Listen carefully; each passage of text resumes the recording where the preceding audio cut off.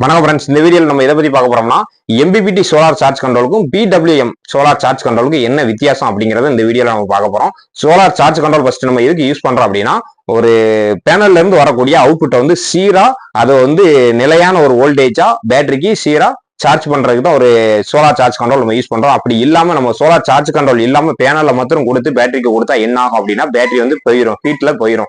காரணம் என்னன்னா, ஒரு சோலார் கண்ணாடி வந்து ஒரு நிலையான வோல்டேஜ் வந்து அவுட்புட் தந்துகிட்டு இருக்காது.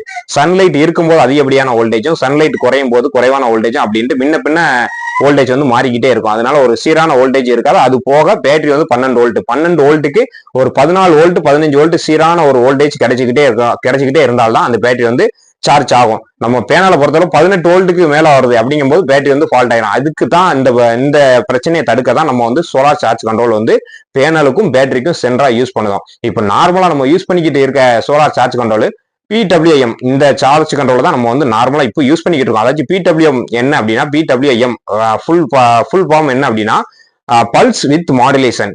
இந்த பல்ஸ் வித் மாடுலேஷன் என்ன அப்படின்னா, நான் சொன்ன மாதிரி ரெகுலரான ஒரு சீரான அவுட்புட் எடுத்து உங்களுக்கு பேட்டரியை சார்ஜ் பண்ணிக்கிட்டு இருக்கோம். கண்ணாடியில இருந்து எடுத்து பேனல்ல இருந்து எடுத்து பேட்டரிக்கு சார்ஜ் பண்ணிக்கிட்டு இருக்கோம். இதுதான் நம்ம நார்மலா இந்த PWM சார்ஜ் கண்ட்ரோல் வந்து பண்ணிக்கிட்டு இருக்கு.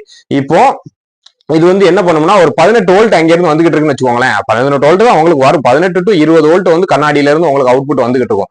இந்த 20 வோல்ட்டை என்ன செய்யும்னா, 14 வோல்ட் 15 வோல்ட்டா குறைச்சி இந்த பேட்டரிக்கு எவ்வளவு சார்ஜ் பண்ணணுமோ இதை சென்ஸ் பண்ணி கரெக்டான ஒரு சீரான ஒரு வோல்டேஜை வந்து ஒரு 14.5 14 இப்படிங்கிற வோல்டேஜை பேட்டரிக்கு சீரா கொடுத்துக்கிட்டே ரெகுலரா கொடுத்துக்கிட்டே இருக்கும். கண்ணாடியில வந்து உங்களுக்கு வோல்டேஜ் கூடினாலும் சரி குறைஞ்சாலும் சரி, அதாச்சும் சன்லைட் இருக்கும்போது கண்ணாடியில அதிகப்படியான வோல்டேஜ் வரும்.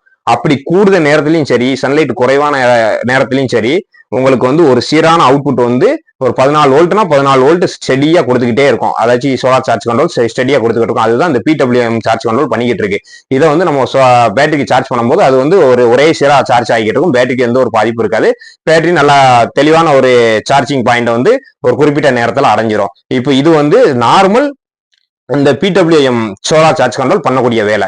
இதே சார்ஜ்ல நம்ம MPPT சார்ஜ் கண்ட்ரோல் வந்து என்ன பண்ண அப்படின்னா, MPPTக்கு ஃபர்ஸ்ட் ஃபுல் ஃபார்ம் என்னன்னு நான் சொல்லிடுறேன்.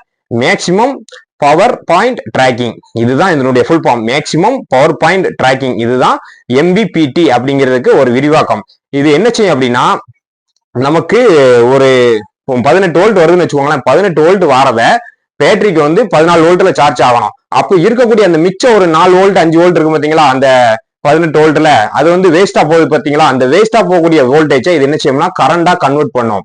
அதாச்சு ஒரு எக்ஸாம்பிளுக்கு நான் சொல்றேன், ஒரு 100 வாட்ஸ் கண்ணாடியில ஒரு 5 ஆம்ஸ் கரண்ட் வந்துகிட்டு இருக்குன்னு வச்சுக்கோங்களேன். 5 ஆம்ஸ் கரண்ட் வந்துகிட்டு இருக்கு, 14 வோல்ட்ல பேட்டரி சார்ஜ் ஆகிட்டு இருக்கு நார்மல் அந்த PWM சார்ஜர்ல. அப்போ மீதி இருக்கக்கூடிய அந்த 4 வோல்ட் இருக்குல்ல, 18ல இருந்து 18 வருது, 14 பேட்டரிக்கு போது மீதி இருக்கக்கூடிய அந்த 4 வோல்ட் வந்து வேஸ்டா ஹீட்ல கழிஞ்சிரும். இதுதான் நம்ம நார்மல் PWM சார்ஜர் பண்ணக்கூடிய வேலை. இதே இது MPPT என்ன செய்யும் அப்படின்னா, அந்த 4 வோல்ட்டை அப்படி கரண்டா கன்வெர்ட் பண்ணும். கரண்டா கன்வெர்ட் பண்ணும்போது என்ன ஆகும்னா, 5 ஆம்ஸ் இருக்கிறத 5.5 இல்லைன்னா 6 ஆம்ஸா உங்களுக்கு கன்வெர்ட் பண்ணி இது கொடுக்கும். இப்படிங்க ஒரு பூஸ்டப் கரண்டை வந்து உங்களுக்கு பேட்டரிக்கு கொடுக்கும். இதனால என்ன செய்யும் அப்படின்னா, சீக்கிரம் பேட்டரி வந்து சார்ஜ் ஆகும். இதுதான் உங்களுக்கு அந்த ஃபுல் ஃபார்ம்லயே இருக்கு. அந்த MPPT அப்படிங்கிற அந்த விளக்கத்திலே இருக்கு. Maximum power point tracking.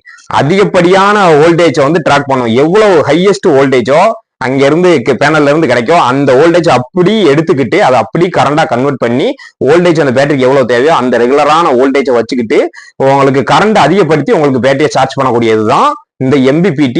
உங்களுக்கு வந்து இதுக்கும் அதுக்கும் உள்ள வித்தியாசம் இதுதான்.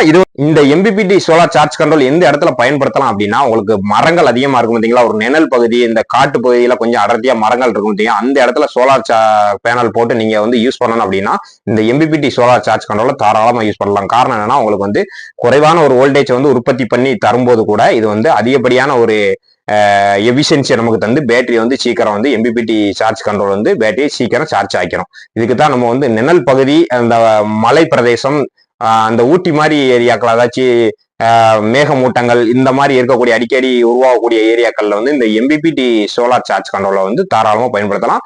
நம்ம நார்மல் ஏரியாவிலுமே நம்ம பயன்படுத்தலாம். ஆனா கொஞ்சம் ரேட் வித்தியாசம் பாத்தீங்கன்னா, உங்களுக்கு அது வந்து உங்களுக்கு வந்து ஒரு 2000 பட்ஜெட்ல ஒரு நல்ல பிடபிள்யூஎம் சோலார் சார்ஜ் கண்ட்ரோல் கிடைக்கும். ஆனா இது வந்து பாத்தீங்கன்னா 4500, 5000, 6000 இந்த பட்ஜெட்ல தான் உங்களுக்கு வந்து எம்பிபிடி சோலார் சார்ஜ் கண்ட்ரோல் வந்து கிடைக்கும்.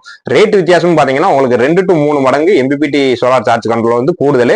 ஆனா அந்த கூடுதலுக்கு தக்கன ஒர்க்கிங் வந்து உங்களுக்கு வந்து தெளிவா சூப்பரா இருக்கும். பூஸ்டப்பா உங்களுக்கு வித்தியாசம் பாத்தீங்கன்னா 30 to 40% அட்வான்ஸா இது வந்து பூஸ்டப் பண்ணி உங்களுக்கு சார்ஜ் பண்ணுவோம். ஒரு கண்ணாடியில வந்து ஒரு 200 வாட்ஸ் கண்ணாடியை நம்ம வந்து ஒரு பிடபிள்யூஎம் சோலார் சார்ஜ் கண்ட்ரோல்ல கொடுத்து ஒரு பேட்டரியை 5 மணி நேரத்துல ஒரு 4 மணி நேரம் 3 மணி நேரத்துல 3 மணி நேரம் வச்சுக்கோங்களேன், 3 மணி நேரத்துல சார்ஜ் பண்ணுது அப்படின்னா அதே 200 வாட்ஸ் பேனலை கொடுத்து இந்த எம்பிபிடி சார்ஜ் கண்ட்ரோலை கொடுத்து அந்த பேட்டரியை சார்ஜ் பண்ணதுக்கு எவ்வளவு ஆகும் அப்படின்னா 1 மணி நேரம் 1.5 மணி நேரத்துல சார்ஜ் பண்ணிடலாம். அவ்வளவு குயிக்கா உங்களுக்கு சார்ஜ் ஆகும். ரெண்டுக்குள்ள வித்தியாசம் இதுதான். அதாவது பூஸ்டப் பண்ணி உங்களுக்கு எம்பிபிடி சார்ஜ் கண்ட்ரோல் வந்து கொடுக்க, அந்த பூஸ்டப் வந்து எங்க இருந்து கிடைக்கும் அப்படின்னா உங்களுக்கு நமக்கு சோலார் பேனல்ல வந்து 20 வோல்ட் வருதுன்னு நான் சொன்னேன்னா அந்த 20 வோல்ட் வந்துகிட்டு இருக்கும்போது அந்த 20 வோல்ட்ல பேட்டரிக்கு 14 வோல்ட் தான் தேவை.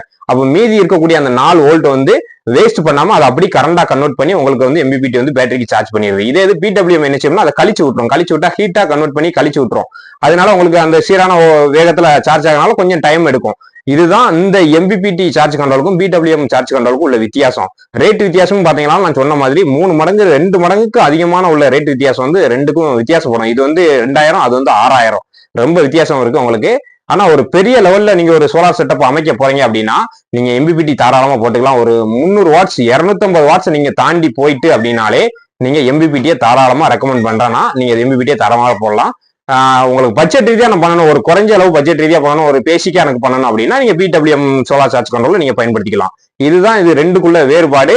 உங்களுக்கு அதே பாயிண்ட் அவுட் தான் இதுலயும் இருக்கும். இதுல சோலார் கண்ணாடி இருக்கும், பாயிண்ட் இருக்கும், அது போக பேட்டரி இருக்கும், அது போக லோட் இருக்கும். இதே பாயிண்ட் தான் இங்கேயும் இருக்கும்.